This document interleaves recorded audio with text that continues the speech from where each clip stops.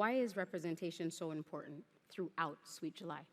Oh, it's so important to me because, like I said in the beginning, when I was a 12-year-old little girl falling in love with food, there was nobody there that looked like me in that realm that was forward facing. Right. And so for me, it's just been important to make sure I have two little girls and a son, to make sure that that representation is there for them, whether it's me or not. And that's what I love so much about having Sweet July, is that it doesn't have to be me, and I want it to be other women, other business owners, other people in the forefront sharing their stories and representing their cultures.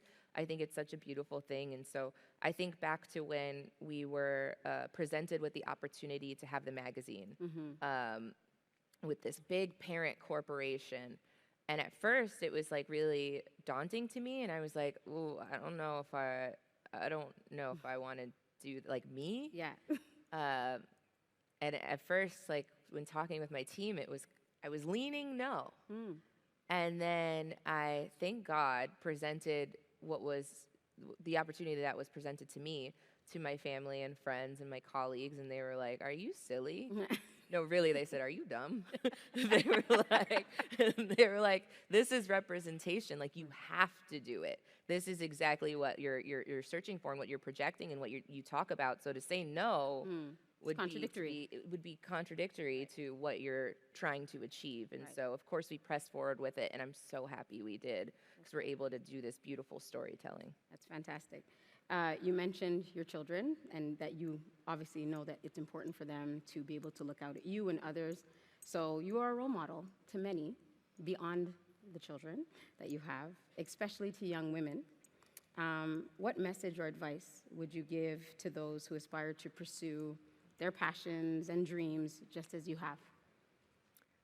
So I think it's knowing that it's okay to make mistakes, and that your mistakes are going to make you stronger and they're going to make you resilient, and that life isn't life without learning a lesson. And so mistakes and life lessons are going to occur, and that's fine. Because I think I grew up in a way where, like, I thought everything had to be a certain way, and it took me a really long time to realize that it's okay to live and to experience and to vocalize the things that you want and demand, in a sense, the things that you desire, and that is okay.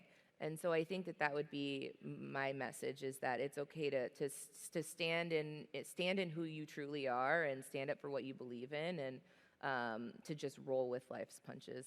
What I think I love the most about your story, it's like what I mentioned at the beginning in terms of deciding to go into a professional cooking career and not having necessarily the culinary training that they say that is necessary, but it was a passion. It was something that you were interested in, and something that you decided, yeah, I'm going to do that, and that led to a beautiful career on television and all of that. So I think that that's the story I pull from you, is that sometimes we do think it has to be a very specific way, and that's just not the case. It's just not the case. And like I still to this day like suffer from terrible imposter syndrome, just feeling like you shouldn't be where you are. And I'm slowly like releasing those barriers from around myself, but it takes time, and it probably takes a lifetime, to be honest. But when it comes to the culinary side of things, I had it bad because I wasn't classically trained. Right. I did things to educate myself, which I think was really important. Like I took knife skills courses and sauce courses and all the things you could think of to supplement that. So I think that's always important, like continuously educating yourself. But it took for my business partner and mentor, Chef Michael Mina, because I asked him one day, I was like, "Chef, should I just take a couple years and go to culinary school?" And he looked at me so sideways and was like, "You have the best school on the planet right here. You'll learn on the job, and that's a beautiful thing." And he's like, "You've got it. You've got it." He's like, "Walk into the kitchen walk into the back of house for 5 minutes, be in there for 15 minutes, and you'll know whether or not you belong there." That's right. And I was back there, and I loved every second of it. So he was very right, and I've been in on-the-job training for the past 7 years. It's been great. Best way to do it, as far as I'm concerned. It's the best way to do it. It's been great. That's fabulous.